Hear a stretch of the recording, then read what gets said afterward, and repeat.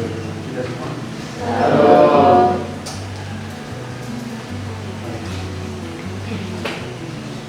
Terima kasih atas kesempatannya pada syukur dia kepada Tuhan hidup baik dia sampai saat ini masih menjadi tempat orang. Langsung aja pagi hari ini kita akan belajar tentang perumpamaan seorang penabur. Mari kita buka di Markus pasal 4 ayat 1 sampai 8.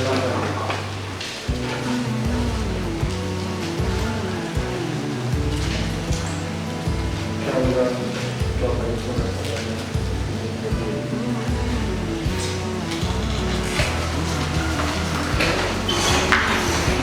Mari kita membacakannya secara bersama-sama. 1, 2, 3. Pada suatu pagi Yesus sedang mengajar ketiganya, maka tawarlah banyak pasukannya untuk dia, sehingga ia naik sebuah perahu yang sedang mengangkut.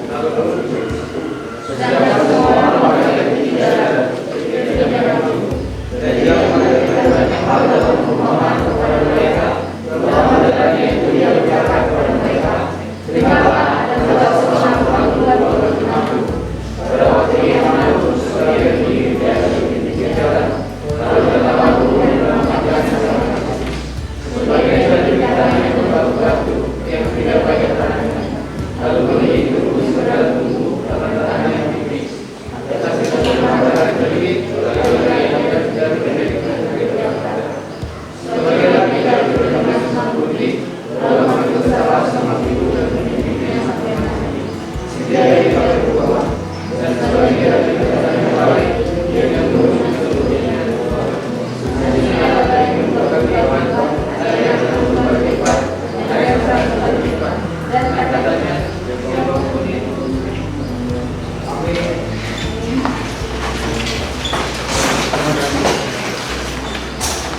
Berbicara tentang penabur untuk Musa, kita sudah pernah menabur ya.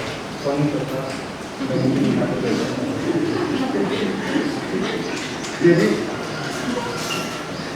seorang penabur yang perlu kita perhatikan di sini ada beberapa hal. Yang pertama adalah seorang penabur. Jadi penabur ini menggambarkan orang yang menyampaikan atau memberitakan firman. Yang kedua,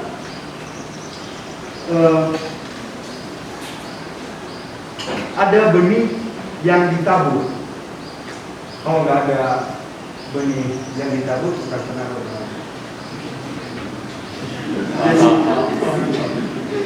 Yang ketiga, ada beberapa jenis tanah yang menerima benih tersebut. Benih ini digambarkan sebagai firman Tuhan. Kita bisa lihat di ayat 14, penabur itu menabur firman. Berarti benih ini digambarkan, yaitu menggambarkan firman Tuhan. Kalau kita melihat di sini ada beberapa jenis tanah, atau ada beberapa orang, maksudnya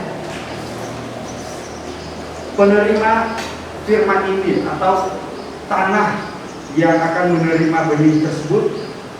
Ada 4 macam tanah tersebut. Yang pertama, kita bisa lihat di ayat yang keempat. Pada waktu ia menabur, sebagian benih itu jatuh di pinggir jalan. Lalu datanglah burung dan memakannya sampai habis. Dan juga bisa buka di ayatnya yang ke-15. Orang-orang yang di pinggir jalan tempat firman itu ditaburkan ialah mereka yang mendengar firman. Jadi orang-orang tersebut yang digambarkan di ayat yang keempat ini, mereka orang-orang yang mendengarkan firman Tuhan atau datang ke gereja namun bukan untuk mendengarkan firman Tuhan. Jadi mungkin ada beberapa faktor yang membuat kita datang tetapi tidak untuk mendengarkan firman Tuhan. Jadi kita tidak mengerti apa-apa. Walaupun kita datang ke gereja namun kita tidak mengerti apa-apa, atau kita tidak mengerti apa yang disampaikan oleh pengkhotbah. Sehingga ya pulang terus ditanya, tadi pengkhotbah sampaikan apa? Sudah tahu. Ya, karena dia tidak fokus, atau mungkin karena dia datang karena ajakan temannya, mungkin karena nggak enak aja. Yang kedua, tanah yang berbatu-batu.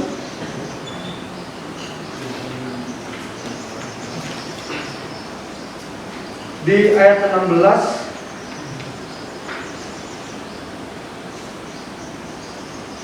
demikian juga yang ditabur di tanah yang berbatu-batu ialah orang-orang yang mendengarkan firman itu dan segera menerimanya dengan gembira.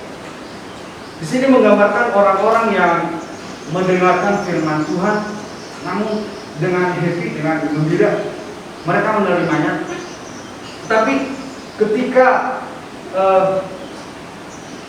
penganiayaan datang atau mereka dalam kesulitan, segera mereka berbalik sehingga mereka tidak mau lagi mengikut Kristus.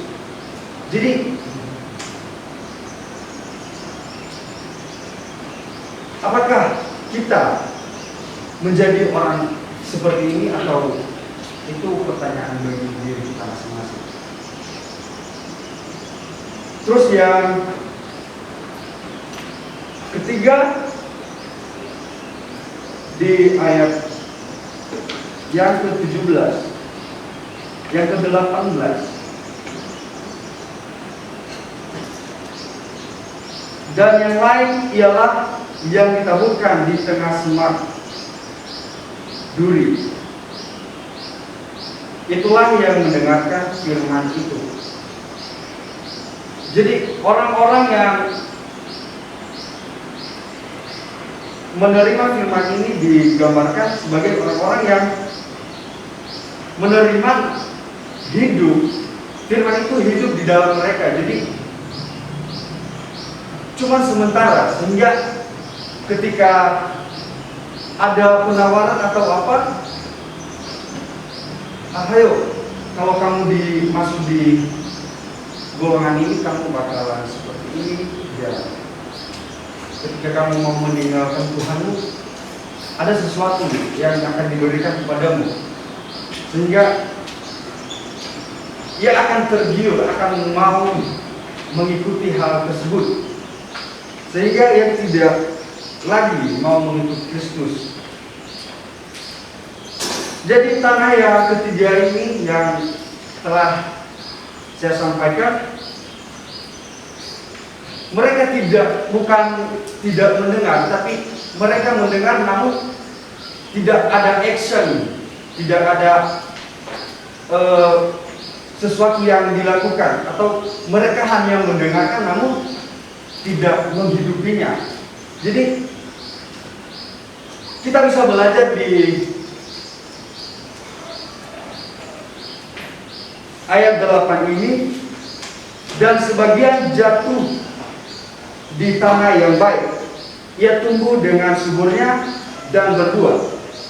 Hasilnya ada yang 30 kali lipat, ada yang 60 kali lipat, ada yang 100 kali lipat. Jadi ini tanah yang terakhir yang menggambarkan orang-orang yang datang lalu mendengarkan firman Tuhan. Bukan datang karena ajakan temannya, tapi dia memang benar-benar datang untuk mendengarkan firman Tuhan, sehingga firman itu hidup di dalam dia dan mencerminkan Kristus. Jadi saya mengajak kita untuk menjadi seperti orang-orang yang di ayat 8 ini yang datang mendengarkan firman Tuhan. Di ayat yang ke-20, dan akhirnya yang ditaburkan di tanah yang baik ialah orang yang mendengar dan menyambut firman itu lalu berbuah. Ada yang 30 kali lipat, ada yang 60 kali lipat, dan ada yang 100 kali lipat. Dan di sini kalau kita berbicara tentang hasil yang kita dapat, itu tergantung diri kita masing-masing. Ya, sebagai pendengar atau audiens, kita harus menghidupinya, bukan orang lain yang bisa menghidupi firman tersebut di dalam kita. Jadi respon kita dalam menerima firman Tuhan itu seperti apa? Jadi kesimpulannya di sini kita lihat di sini bahwa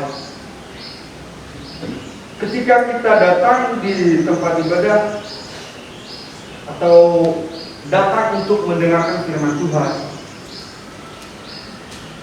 kita diajak atau kita dituntut untuk datang dan mendengarkan. Lalu kita harus memiliki action atau kita harus melakukan sesuatu. Apa yang telah diterapkan, yaitu apa yang disampaikan oleh firman Tuhan, itu yang harus kita lakukan. Demikian firman Tuhan pada hari ini. Jangan terima kasih Pak.